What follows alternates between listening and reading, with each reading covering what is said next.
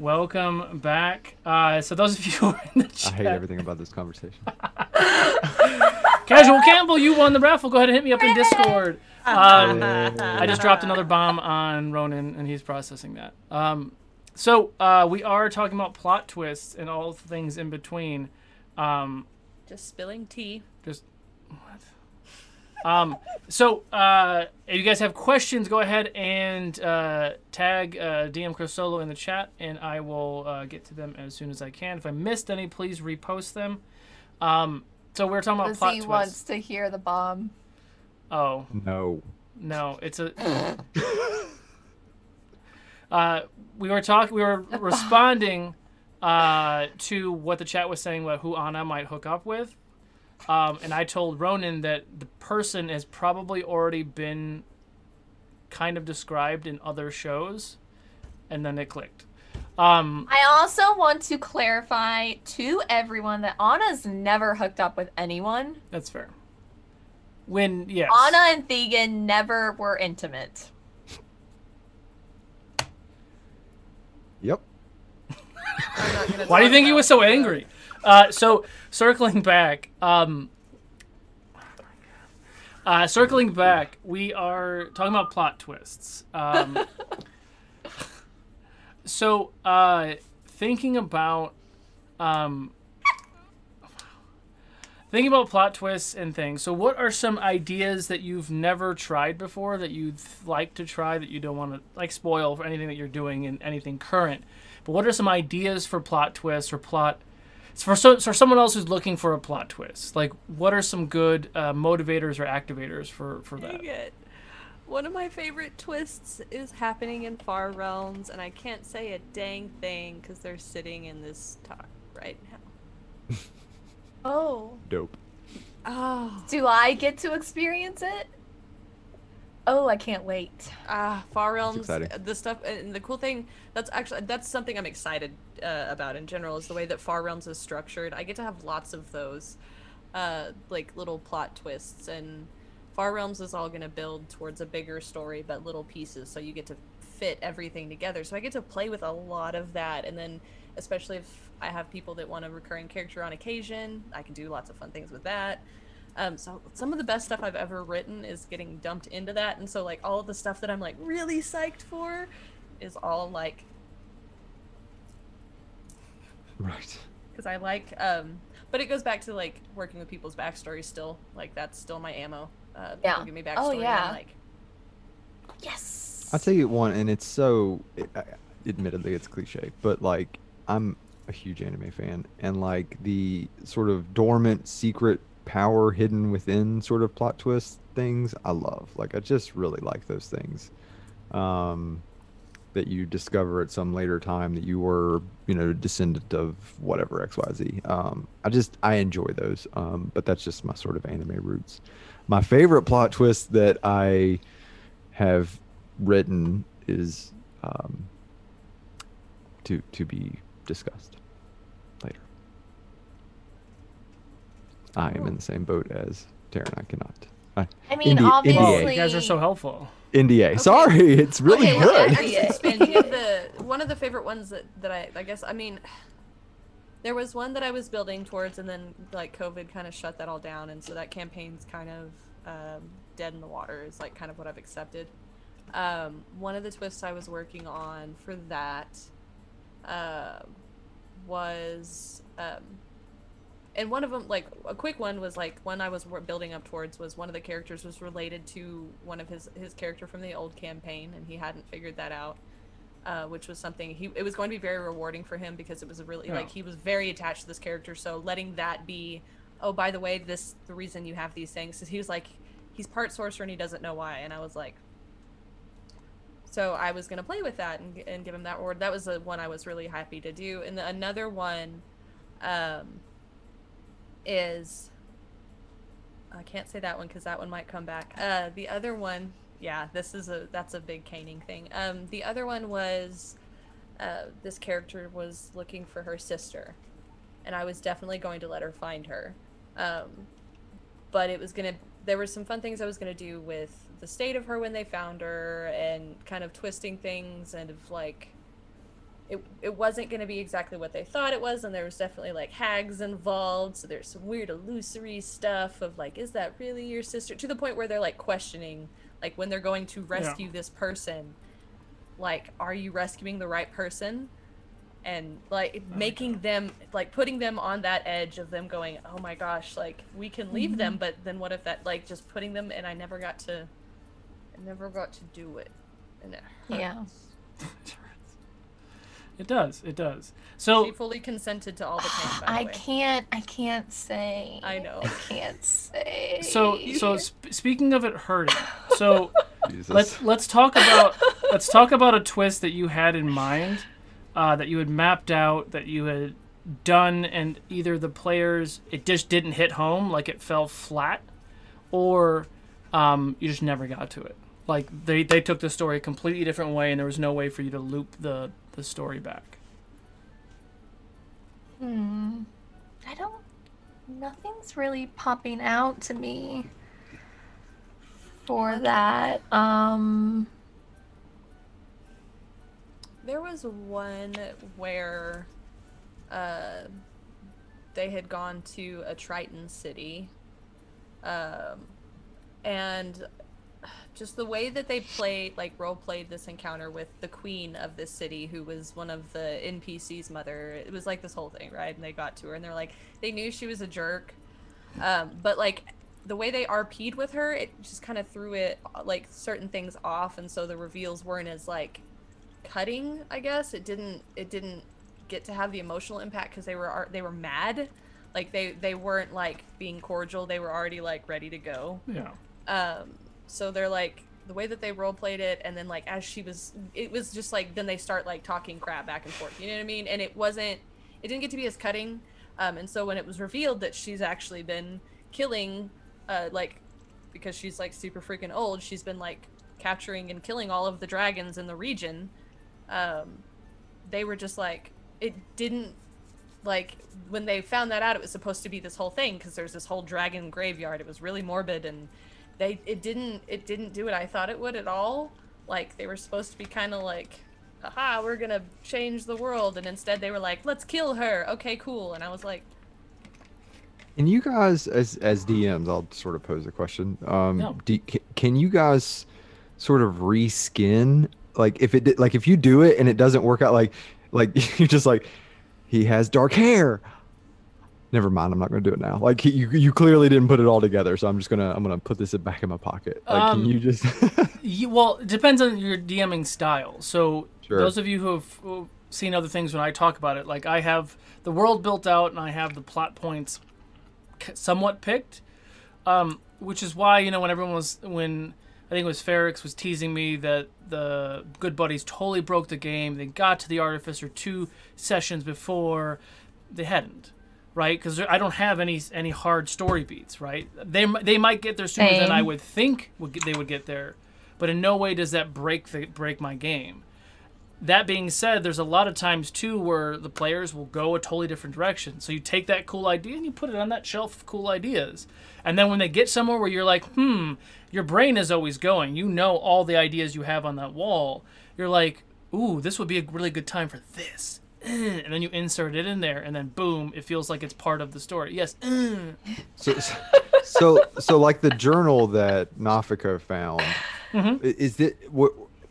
I always wonder, like, were there extra? Because it was a little early. I mean, it may have not been early as far as whatever, but earlier than you expected, but not earlier than whatever you cared about. But were there tidbits or breadcrumbs that you then have to like reinsert somewhere else, like through the journal or something like that you didn't get a chance to lay down, or is it just kind of? So like the journal plot point, I mean, I know Lizzie is listening, but the journal plot point was something that was on a shelf, right, where she was looking for stuff, and something that she had said when she was looking, I was like, ooh, that would work, and I grabbed that plot point and I threw it in there. I had not made anything, which is why I was so vague at first, because she was just glancing at it, and when she decided to dive deeper because she had more time.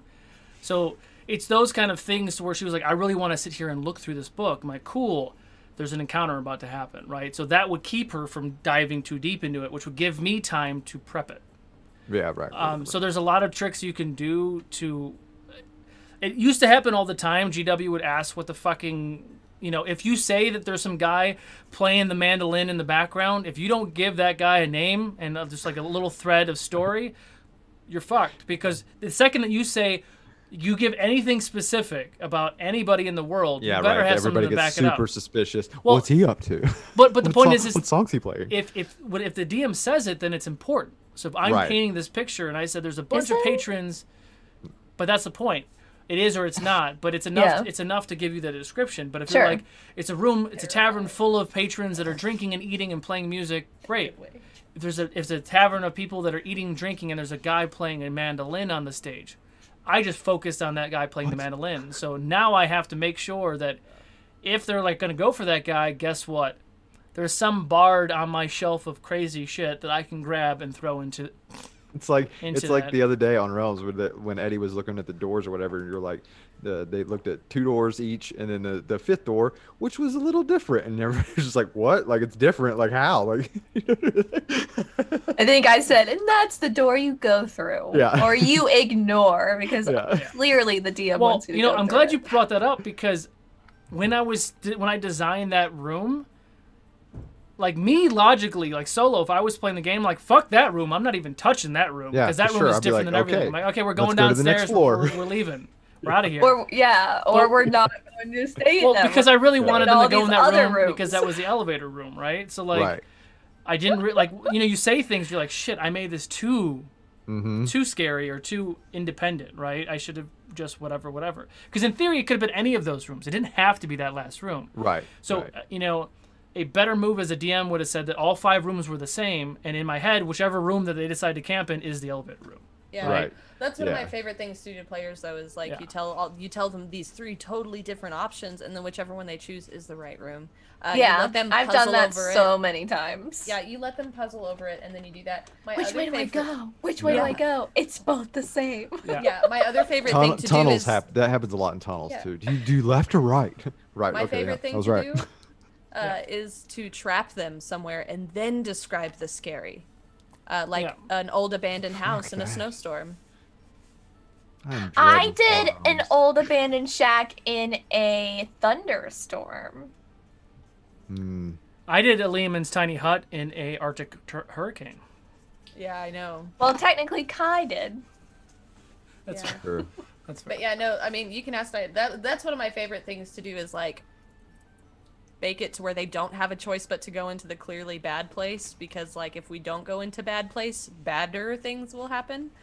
So they have to go into, this is the only building and this is like a snowstorm that's worsening and we have to get in here. There's no other way. Shaw God did that in the camp. They all settled down for camp, and then the hands and people and the whispers. I'm like, fuck that. That's gonna I also like in the middle of the night. I also like to make terrifying looking things nothing happen. Yeah. And then this is just a normal situation. Terrible things are about to happen. Yeah. Sure. We've come to expect that. Well, Creepy shack? Just a shack. But I mean, it does boil down to your chemistry with the players, right? So whether plot twists or story beats or just story direction, your players should have a level of trust with you where they're not going to want to derail the story. They want to experience the story that you have given with a level of choice, right? So like, if your players are super disruptive and everything that you map out, they go the other direction and they totally screw up anything, if that, that's your style, then maybe you're not with the right players. Like maybe it's not the right cohesion that where also like you trust them and they trust you. The level of experience, right? I mean, sure. if you've been through some shit, you're not going to trust that door. Of course. But the DM would know that and would trust that, and the players would trust the DM, but wouldn't always put them in front of the door, right? Like I don't use mimics. Right? Like, players aren't scared of chests and stuff. So the one time that I do it, they're going to lose their mind. That's true. But one time you do it? Yeah, it's going to be good. Same thing with, like, the rug of smothering, right? Like, DMs don't use that, and it's a terrible item. It's a terrible thing to experience. Like, I'm sitting on a rug, and I'm fucking suffocating. And you're like, ah! And, like, what do you do? You stab the rug? You just stabbed your friend. Then what do you do? Like, it's a rug of smothering. I immediately feel like using a rug of smothering. I was about to say, I have used that. In fact, Well, that's fine. Tonight's Monday, so if she describes a rug, stay the hell away. You know, I'm staying away from it. I have Kaz's weapon lights on fire, so come on. I'll just sit there and wait for it to burn. I might do that one. Oh man, I have one of my favorite. I think it has to be a one shot. I don't know. For the Far Realms involves just so much stuff that like Solo hates. That like he has to be in that one because like I'm just. It's just a long hallway and it's just covered in rugs. Like, no, but see, as a player, I love that. All the way down. As a player, depending on the character I'm playing, I love those twists and like, oh, you don't know what's out to get me. You see a suit of armor on the wall and everyone automatically thinks it's whatever the damn I lost it. Yeah, I know what you're. I guess it also depends. I mean, if people are really good at playing their character, like it wasn't abnormal for Eclipse just to walk in, right? Because that is his character. It's a do the thing and then regret it later. That's a good question. But I guess it all sort of depends on your players about how well that sort of stuff works. But yeah, it really just goes with how much you've played with a character. So Lizzie just asked a good question, which I'll happily answer, and then I want to hear what you guys have to say about similar topics and on how you do things. I enjoy player DM collabs in plot twists. Nafiko's origin, Rook becoming Travanis. What's your process in picking these moments in plots? Well, that's the beautiful thing is like Taryn and I, we haven't played that much together, right? So when I decided that I wanted Travanis to be a PC, I didn't pick who it was yet. And I was kind of seeing where the characters were going and trusting the level of edge or not edge, right? So I was waiting to see who's going to pick who's edgiest because that was just going to be Travanis. No. It just kind of happened that way. But seeing how those things work, because I like working with my players. It's the same way that I direct actors. Like when I direct actors, I don't just give them a character sheet and say, this is your character, read it through, read the script, we're going, right? I give them an outline.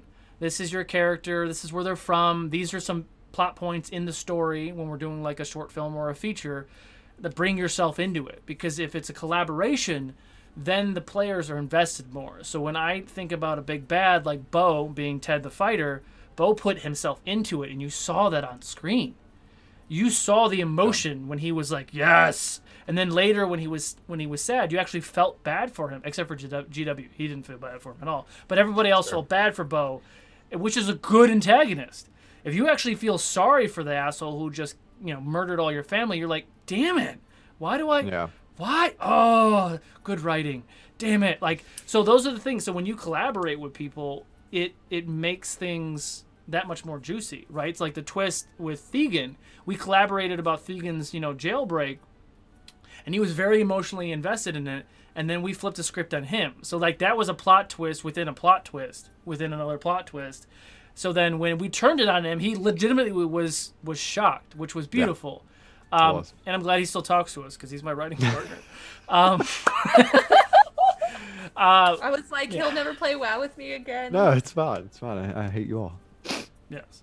But what about you all? Do you all like to create these? Have you ever done a PC Big Bad? I guess we can roll back a little bit. And how did you create that Big Bad? Well, I said it earlier. I had a shadow sorceress, and she was like, hey, I want to do this. And then I was like, well, let's work on this together, because it also at that point too, like that player immediately became like way more engaged in the story, because then it's like, sure. And then things are happening in the campaign, and they're like, like when things are happening and there are little hints here and there, they're looking at me and they're like, they're excited. They're really, and it takes the right players, and it takes the right, the story has to be, sometimes it falls into your lap. That's kind of how it was for me. It fell into my lap and I worked with it. But it was like, so that collaboration is just, it's absolutely killer. And then, you just build towards it. And I honestly, like, the player reward is like my favorite part of being the DM and letting that happen. Just because, like, again, that whole time we were building up towards it, and then at some point we have to finish that, and we have to have our one shot of her, because I told her, like, that was some of her big reward, is like, you'll get to PvP against your friends, and you will have these buffs because you're going against 4,000-year-old dragon people. Like, you're all very, very powerful, but that was one of my favorite ways to do it, was just to, and then, like, again, planning this one shot in the future for them to resolve all of that, just to make sure that it all comes back. I think it's important, though, you can plan some of the plot twists, and I don't know how much he talked to you, but not letting even that person in on everything. Like that's why I'm not too sour about what happened. Like I don't think it would have. I think I would have played Thegan differently. I think it would have been less impressive or fun for everybody else had I known every detail of what was going to happen. Like, I think it's important to plan it, but also you're a DM, so keep some of that shit in your back pocket. And well, that's what I was saying earlier. It's a fine line with what you do disclose and what you don't to still get the same emotions without, turning somebody off or scaring somebody away. Right. Well, and I do want to add, like, as the player in that situation too, though, like, I was playing Rook wholeheartedly as Rook, and that was how Lily happened. Like, that was just playing what Rook would do. And so that definitely that definitely shifted in solo. I mean, he worked with that, like, but that collab back and forth of, like, I was very proud of myself for still being able to just play Rook and not go, okay, now I'm just going to back off of everything and not... Right. Because she would have been a way more hollow character if I had just... This is all I am. Right. We're not doing anything else. And, Yeah.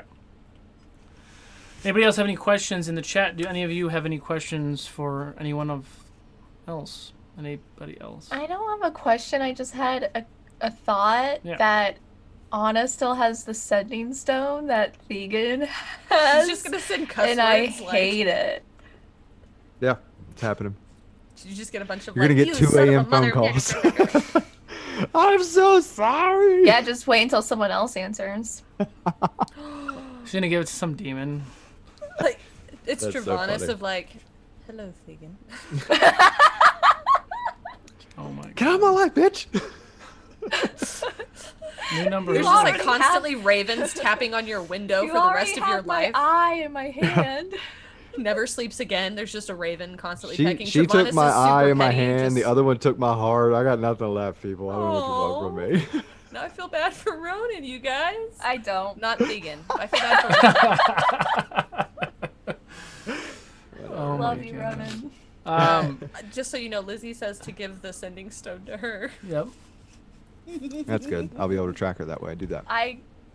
Well, I don't want to put Lily in danger, but if she wants to have some fun with it, she just has to come to Anna's room. Thegan. He's not going to be back. Like, that's the thing. Lily. Like, everyone called him an egotist, but I think he may have been the only one, probably not the only one, but one of the main people to realize that they didn't really stand a chance as level 8 wizards. Like, he was doing the Hesian thing. Like, he knew, like, they didn't stand a chance. So he's going to be gone for a while, and he's doing his thing. He knows first he needs to be a level 20 wizard. So he's going to, or well, whatever that translates into. So he's going to be gone for a while. I'm not going to hear from him for a bit. Yeah. Which is, that's another funny thing is because it was actually about the same time. I can't remember when you got the jewelry, the ring for Anna and then the necklace, which is the specific thing for Taryn. Because in the beginning, when you guys saw Travana, she was looking for an item. She was looking for the necklace, and she was looking everywhere for it and didn't think to check her simulacrum that was literally on her puppet's neck. And she couldn't When find... she was like killing everyone in the world, she was just looking for a necklace that was on her simulacrum. Mm-hmm. Well, that was part of it. Mistakes were made. Yeah, she's lame. Everybody agrees.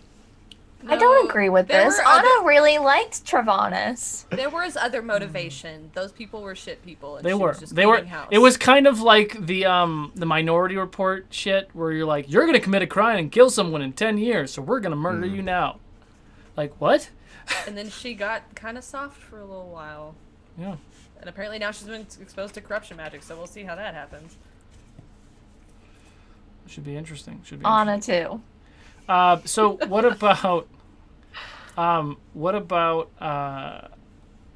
it's funny, I was looking for a Vecna character sheet and there's not a Vecna character sheet. No. I'll send you one.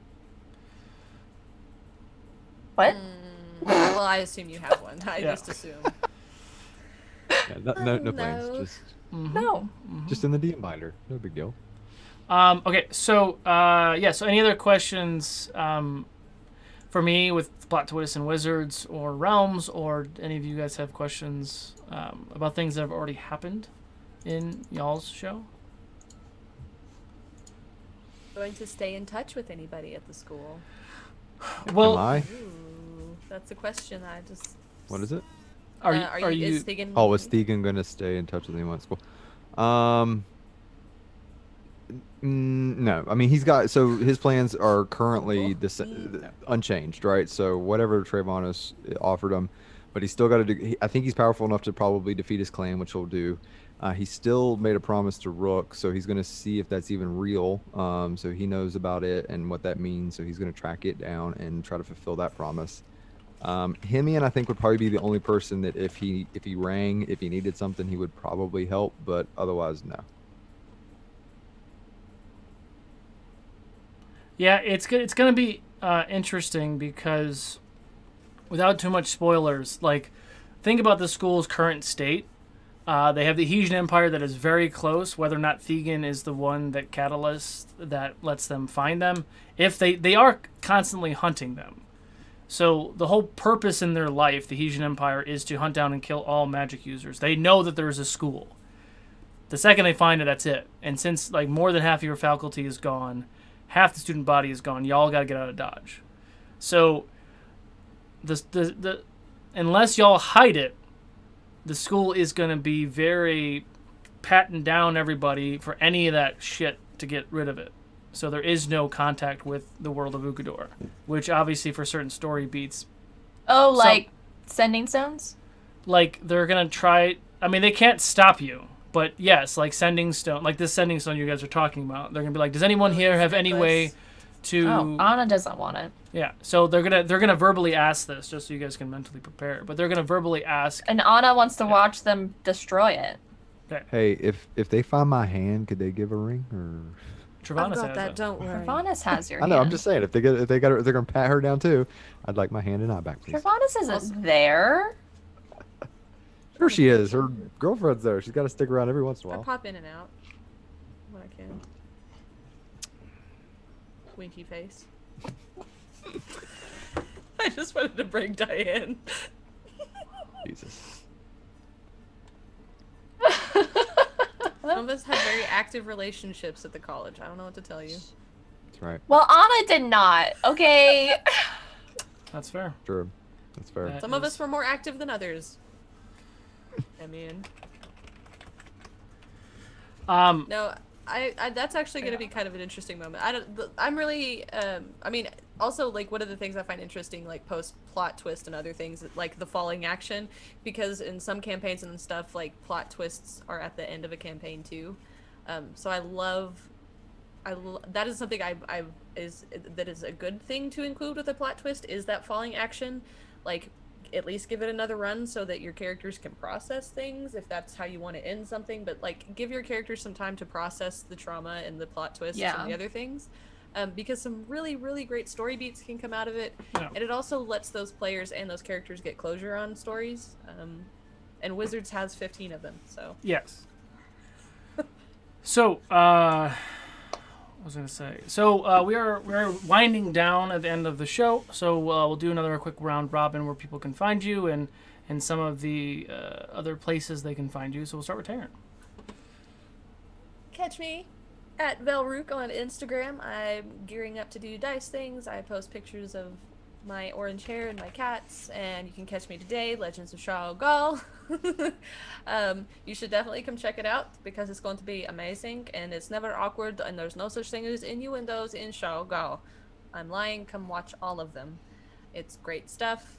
Again, you can catch me as a new character coming up in Wizards in some time, and future projects, and all kinds of things. Fantastic. Dianne? Hey everyone, I am Dianne. You can find me at the Pretty DM. You can find me here in about 30 minutes, 40 minutes, whatever. DMing Legends of Shao Gal, where we don't have any fun holes. It's going to be awesome. You definitely want to tune in this week and next week and every other week, to be fair. It's going to be great. I'm also here on Wednesdays playing in Realms of Ukador. I'm also here some Fridays in Wizards and other things. That's me. And Ronin. You can find me at Ronin Fawks on Instagram. You can find me here every Friday at 4 p.m. Pacific, shit talking everybody on the network and completely earning my plot twists.